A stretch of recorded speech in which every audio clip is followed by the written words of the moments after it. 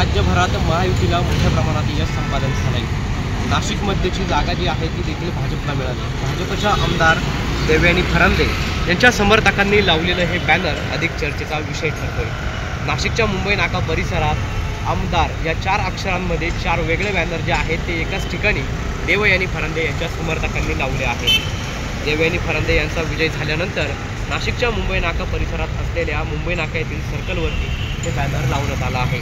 याच ठिकाणी लोकसभा निवडणुकीच्या वेळी देखील खासदार राजाभाऊ वाजे यांचं बॅनर वाजे यांच्या समर्थकांकडून लावण्यात आलं होतं। आता याच ठिकाणी महायुतीला मोठ्या प्रमाणात यश मिळाल्यानंतर नाशिकमध्येच्या आमदार देवयानी फरांदे यांच्या समर्थकांनी हे बॅनर लावल्यानं आता हे बॅनर राजकीय वर्तुळात चांगलं ठरले।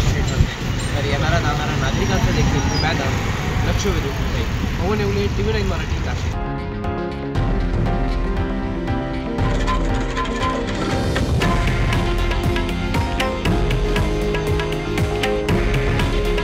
हे आहे देशातील नंबर 1 न्यूज नेटवर्क आणि आपण पाहत आहात TV9 मराठी।